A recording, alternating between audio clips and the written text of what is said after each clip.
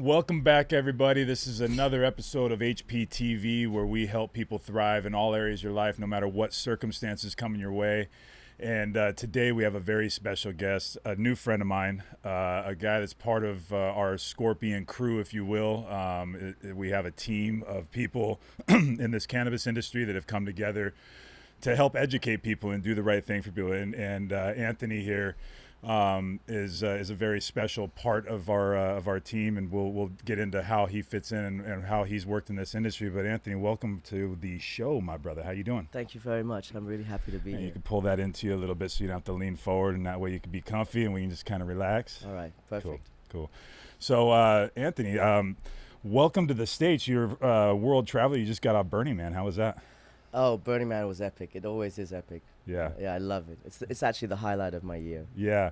We were talking a little bit yesterday, and you talk about how you this is your 1 week of just releasing and going and just kind of resetting the whole thing, and then back to the grind for the year. But it's been I've heard that from a lot of people. I've never experienced Burning Man, but I've heard that from obviously Michael and other friends that have been there, and I heard that it's an amazing experience. We'll get you there one year. Yeah. We'll get you there. We'll host you. We'll take care of you. I hear it's all about hosting and taking care of one another. That's and it. It's a big community of love, and I definitely am a big advocate for needing more love in this world. So that's cool, man. 100%. So let's start a little bit. I want to get a little background of who you are. I mean, you're not from the States right now. You've lived in the States. You've got a manufacturing background in the fashion business. You're in the cannabis business. Take me on a little journey of how you started your career and kind of where you've been, because it's impressive to have somebody on the team that's been so cultured across the world and can bring so much value from what other cultures and how they view cannabis and nutrition and the different things that we were talking about here on the show. Okay, thank you. Well, basically, after I left college, I studied architecture in college in London. And after I left there, a friend of mine, his father, gave me a job in the United States to work as a fashion designer. So I lived in Los Angeles between '99 and the millennium, and I was designing 2 menswear streetwear lines. Okay. And then from there I moved to actually China, which was our manufacturing hub, and I opened an office in China. And we were making garments, basically. We were doing fast fashion.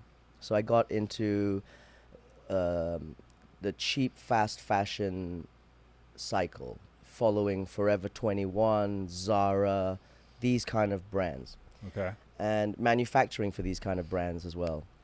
And then I did that for 10 years, and frankly, I just got really burnt out. Fashion never sleeps, and manufacturing is always problems. Uh-huh. So it was a very stressful 10, 15 years that I did that. Then I kind of retired. Then at that point in my life, a lot of bad stuff happened to me that kind of really mentally scarred me, left me depressed, left me in a really bad way. And that's really when I turned to cannabis to sort of help me with that depression. At the same time, I was using cannabis from morning till night just to remain a happy, functioning guy. And around that same time, I had a close friend, Ashwin, who is the rolling paper company. They manufacture rolling papers out of Indonesia. Okay. And he was a good friend, and he saw I was in a bad way, and he basically said, let's do a project together. And I said, what do you want to do? And he said, I want to make like a luxury smoking box. Okay. So I really liked that. I really liked that idea, because I like the concept that every smoker has some sort of a little box or Tupperware where he keeps his papers, his pipes, his filters, whatever other paraphernalia he might use to use cannabis. Nearly everyone has this little box. Right. And everybody wishes their box was cooler, nicer, better sort of design, fits together better. And as a guy with an architecture background, I was very interested in that. I also believed in something that I like to call, it's a hashtag, it's the luxury high lifestyle. I believe that today, cannabis is not associated with stoners, which is sort of a cheaper, younger, stupider person. Cannabis, there are people across the board using cannabis. People like myself that are not using cannabis recreationally to get high, but are simply using cannabis to get by. I like that. Simply to generate happiness, to generate comfort and relief, whether it's CBD, THC, or what I believe a 1-to-1 ratio of them both. Right. You know, I believe that there's a whole population of people now using cannabis for beneficial reasons. There sure is. And you know, the problem that I see out there is there's a lot of companies that are pushing products that may not be effective or stuff like that. And you know, that comes down to packaging and marketing. And I want to talk to you a little bit about that, because that's kind of your wheelhouse, is packaging and marketing and branding. And talk about the importance of understanding and knowing your brand, not just looking at the package of something that's pretty or anything like that, but you come from an area where you used it recreationally, and then you went through a life experience that derailed you, and now you're using it to medicate yourself and keep your life on an even playing field. That's right. Let's talk about what that kind of looked like to explore and change that mind frame from this is a plant to use to get high and recreationally to that medical mindset. And then what does it take to look for and find the right product for yourself? Because there's a lot of people out there that just don't know. Yeah. Well, I was really fortunate in that, okay, when I started MerryJaneBCN, I had this ethos that I only wanted to work with the best people in the industry. Obviously, being a startup, you kind of have to work with everybody in the beginning. But I had this idea that I really only wanted to have 5-10 clients in the end, and just concentrate all my time on making them look amazing. And luckily, you know, thanks to hard work and a lot of luck and God, it's happening. But for me, in the beginning, the most important thing was I would not design and package anything that I didn't try. Okay, so if a client came to me and said, look, we want to do this, we want to package this, the first thing I would say to them is, whatever you want to package, please bring samples to my office and let's have a meeting. I am a cannabis user. I literally dab it or smoke it, roll it, and have a, you know, really judge it. And if it's not good, I don't do it. Yeah. I never wanted to be the guy that dresses up ugly product, you know, whether it's not grown well, whether it's full of contaminants, whether it's just not good in some way. I mean, it has to be really good. For me, I come from the idea that we're making medicine. My job is to package the medicine so that the medicine lasts longer, it's more effective, it's as fresh as it was the day it was packaged. For me, I don't really package things to make them look more attractive. For me, I package things so that they're preserved and taken care of better. Yes. Respecting the flower is a huge part of my daily ethos. A lot of people in this industry, they have forgotten how lucky they are to be able to work with this flower. So many people are in jail, in prison, just for working with this flower in the past. And a lot of the people today, they just don't respect how lucky we are to be free and allowed to work with this flower and allowed to help other people using the flower. Yes. We need more of that in this industry to have people that really understand that and have that mindset, because I feel like that comes out in the product, whether it's with the packaging or the growing process or extraction or putting it, you know, coming up to that final product.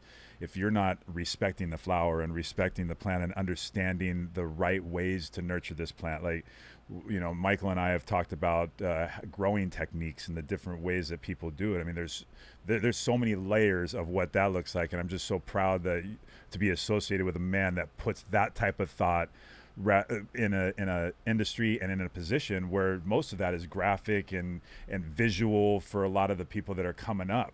So this is a valuable conversation for somebody that's maybe looking into design work or being that guy that could build a brand. Know the brand first, trust the brand first, use the brand, understand it, and then put together the best package to preserve that and present it like this is our baby, we love it, and we love you, and this is why we create a product like this, right? That's it. So when we first started smokebox.com, the luxury smoking kits, the whole idea was to respect and elevate the flower the same way the cigar industry was treating tobacco. You know, I mean, tobacco, I grow tobacco in my garden as a leisure plant. And if you grow tobacco, you realize it just grows straight up like corn There's nothing special about it at all. Hmm. Yet we gave those leaves and those rolled Cuban cigars, we gave them so much importance that we built teak boxes for them, humidors for them, and really it's such a cheap product, tobacco. Mm-hmm. And when you compare the way a tobacco plant grows to the way a cannabis plant grows, it's a huge difference. Okay. Tobacco would grow anywhere. It doesn't even need that much taking care of. You just need to water it and give it a lot of light. Mm. Whereas cannabis, really, as you know, you got to really take care of it. Yeah. It's a living thing, and you're trying to get it to produce the medicine you want. You have to treat it in certain ways. Just looking at the two different plants, you can already see why did we place so much importance on tobacco. Mm-hmm. I think it was just the fact that it was an addictive product that society made you believe was enjoyable. Mm-hmm. You know. Yeah. I believe we need to be treating cannabis with the same respect that we have been treating tobacco, and we need to be treating tobacco with a lot less love than what we do. I agree. So the whole smokebox.com project was about getting a box and treating your cannabis the way other people treat their cigars. Yes. From there, it moved on to dabbing. You know, all of a sudden, people like Scorpion and stuff started extracting and purifying. Mm-hmm. And then the ways of administering today, like this Puffco, 100% electric. There's no flame, there's no torch. It's super simple and everybody can do it, which means that everybody can medicate. Mm-hmm. However old you are, you can still press that button. If you have arthritis, you can still load it and press that button. It's usable for everybody. Things have completely changed now. I have a online web store where I try to sell dabbing equipment. Okay. And just from having this web store, I know that the technology as far as dabbing hardware has changed so much within even just the last 2 years. Mm-hmm. I have inventory I bought 2 years ago that was top of the line, and today it's unusable. Okay. I'm talking about quartz bangers. 2 years ago, the hottest quartz banger was the Puking Beagle thing. It was called a Puking Beagle, the brand. Mm-hmm. And today and 2 years ago, that was the height of technology. Today, the quartz banger has changed so much that one 2 years ago is just It's obsolete. Yeah. Yeah. Let's talk about something for a second, because you talk about dabbing.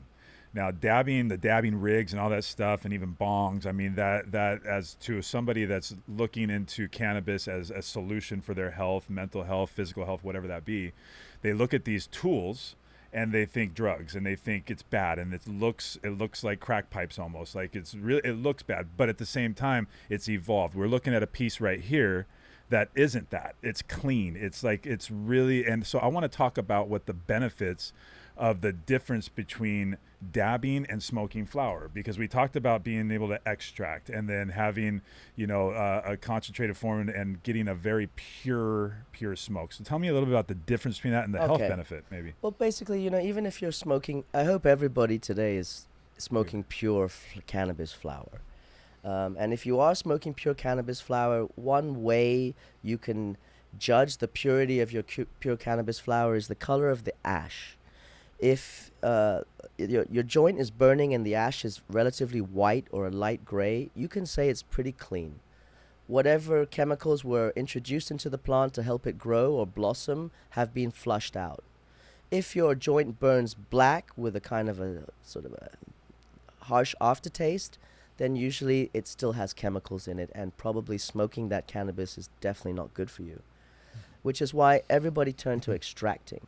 Because when you extract, you can remove all the impurities and all the plant material. Don't forget, you're still combusting a joint. There's still a chance that you get cancer from combusting a joint, even though that there's no nicotine or tar in that. Mm-hmm. So it's still not the best way to medicate.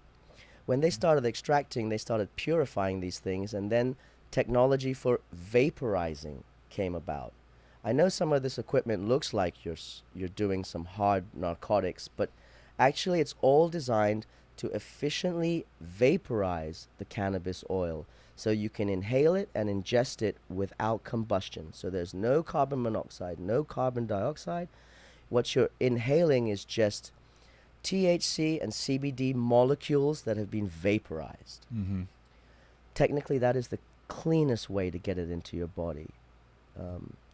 And that's why this is the future. And that's why everything is moving towards this. Mm-hmm. Yeah.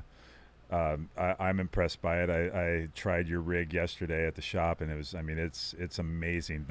The cleanliness of it, the taste of it, the feeling of it. It's a whole other experience that I think is where the future is, and where people need to understand, like, this is where it's at.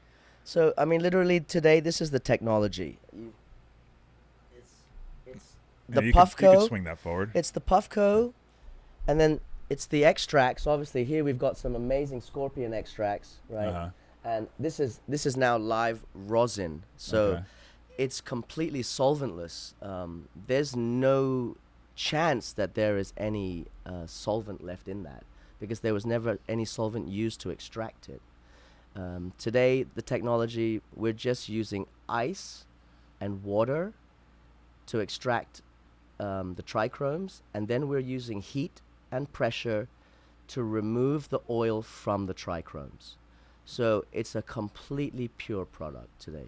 Yeah, it's amazing. It's incredible, and I love being part of a crew here in a organization team that's forming that leads with education. You got so much. I mean, we talk about somebody that's very cultured. You've lived in Hong Kong. You've lived in LA. You've lived in London. I think you currently reside in London. Is that where you're from? I live in Barcelona now, actually. You live in Barcelona. It's a fantastic city. Yeah. So, what is it like in Barcelona compared to the States as far as the culture of cannabis and the acceptability of it and the way that people view it?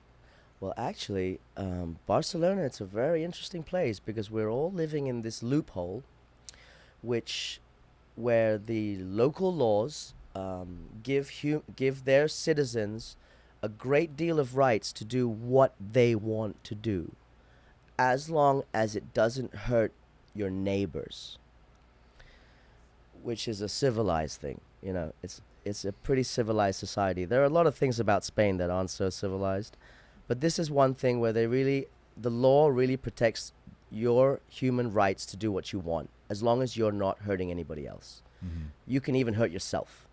They let you do that. So in Spain right now, there's a whole bunch of cannabis clubs, and these things are popping up dime a dozen. Every minute they're opening. And they're opening because one person can make an agreement and say that I would like to share cannabis with my friends, and we would all like to grow cannabis and share it with each other and consume it and use it for our own benefit/enjoyment. Mm-hmm.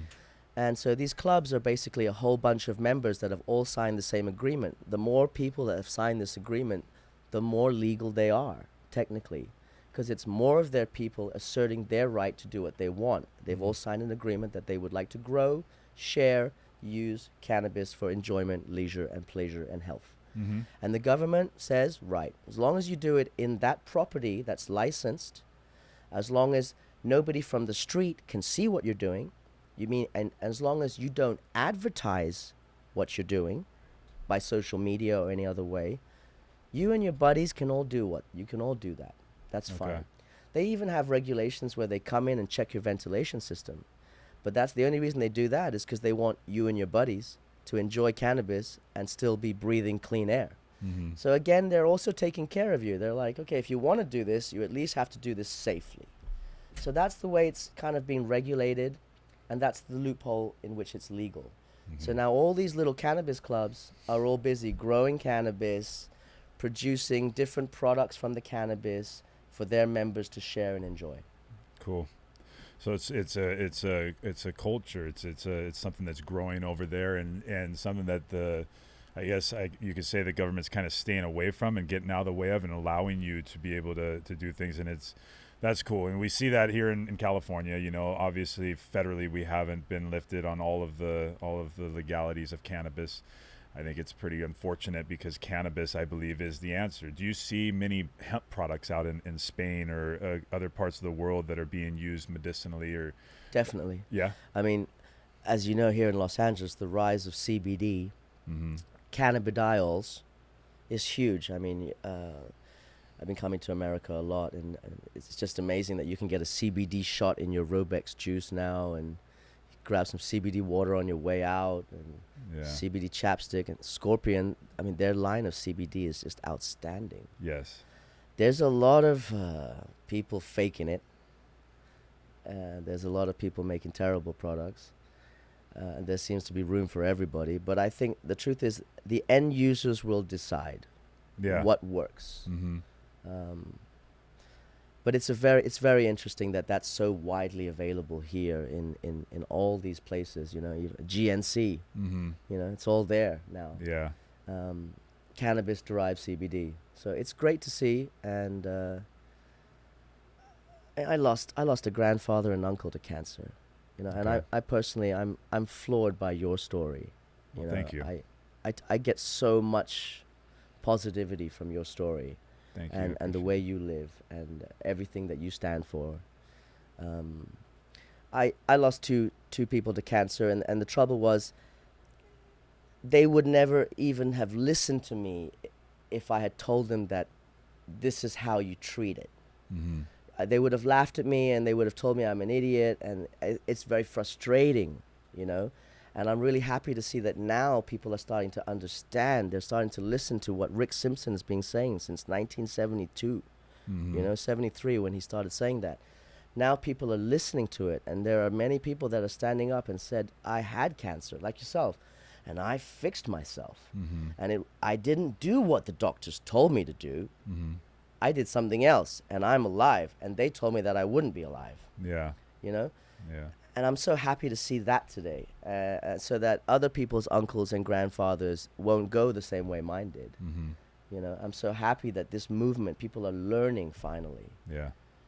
I am too. I get people reaching out all the time. I had lengthy conversations yesterday with a couple people that are newly diagnosed with cancer, and I share my story and our Scorpion products, and it's making a difference in people's lives. And that's the main thing, is that we're leading with education and trying to make a difference in people's lives.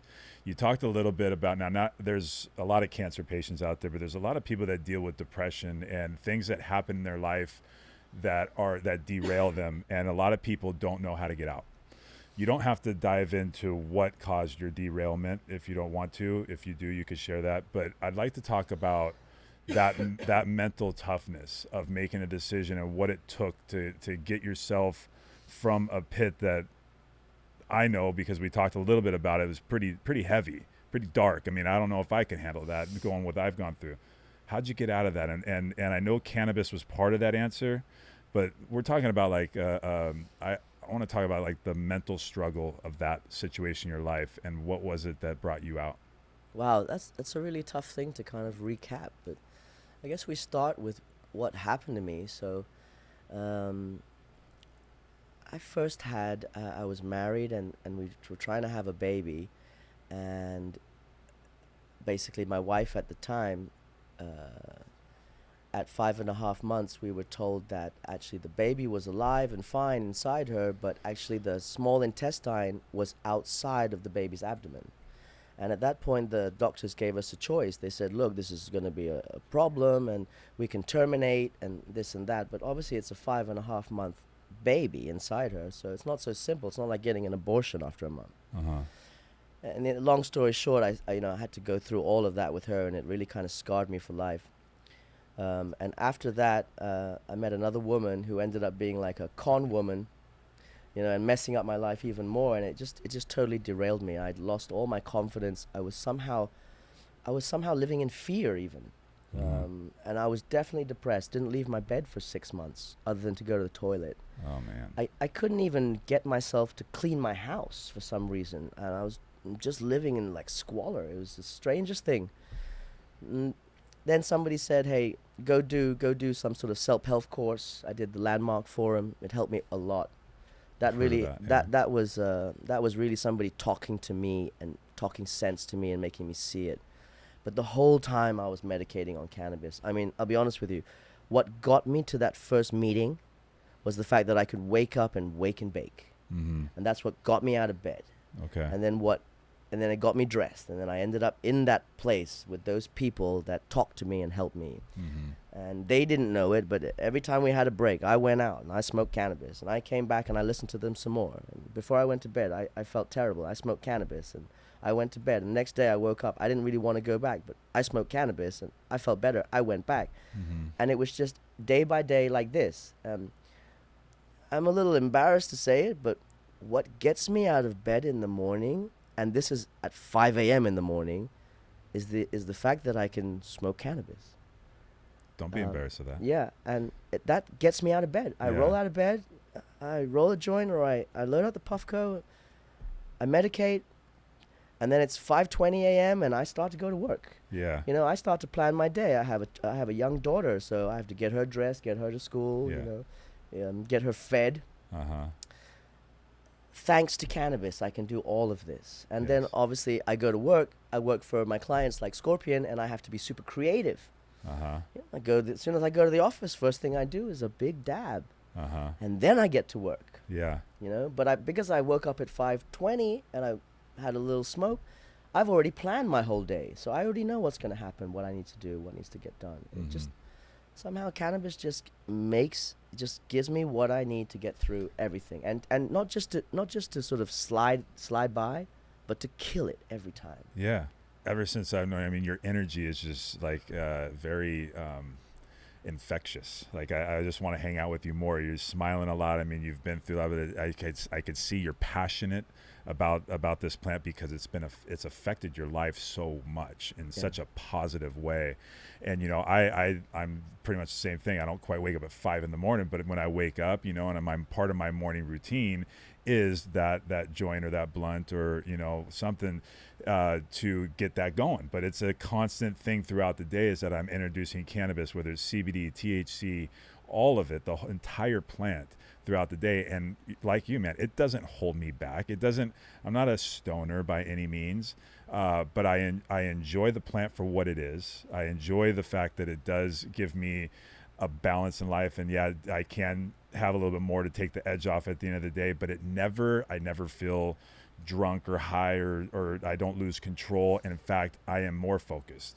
And it does something, like it draws the creativity, it draws the energy. And I don't want this to fall on young ears to say that this is an excuse to go use it. Like, you got to understand this plant and you got to understand how to use it properly. Make sure you know where you're getting it from. Like there's a lot of bad products out there that can get you in trouble. Let's not be wrong about that. But knowing your source, being responsible with it, it can change your life, especially adults that are going through some stuff. And it doesn't have to be depression or anxiety or cancer or pain or inflammation. It's just a wellness thing. It really, like, overall, I just feel better about life all the time. Would you agree? 100%. It's not just like you're not medicating for this, you're not medicating for that, you're not trying to take care of your knee problem right now or your anxiety right now. It's like, no, you just take care of it all. Right? 'Cause I don't know about you, but I get a lot of people like, hey, what do I take for this? Or what okay, let me just explain a little bit to you, and we go through the whole endocannabinoid system thing, whatever. But anyway, fantastic story, man. So listen, I want to give an opportunity to talk a little bit more. Yesterday, you showed me 3 of your Instagram channels. You've got some e-commerce sites out there that you sell the dabbing equipment. I mean, this stuff is top notch. It's the best stuff that I've ever seen. I've now used it. I think it's fantastic. Talk about some of the stuff and how people can find you and your products, if you don't mind. Okay, so the first project I was talking about, which was the luxury smoking kits and rolling trays and glass filters, that's all a brand that's called smokebox.com. Okay. So the website is smoke-box.com. Just go and check it out. And then we have an online store that's actually based out of Spain, and that's cloud9lifestyle.com with a K and a number 9. And if you want to check out the packaging projects that we do, you can check us out at MerryJaneBCN. That's Merry like Merry Christmas. Not Merry Christmas. Not like Jesus and Mary, Joseph and Mary, but more like Merry Christmas, MerryJaneBCN. I love it. And that if you go and check out those 3 accounts, you can pretty much see what I've been doing with my life for the last, 10 years. Yeah. It's impressive stuff. I was browsing around it yesterday. So congratulations on all your success. Congratulations on finding something that can get you motivated for life again. And now look at you, dude. You're thriving. You're traveling the world.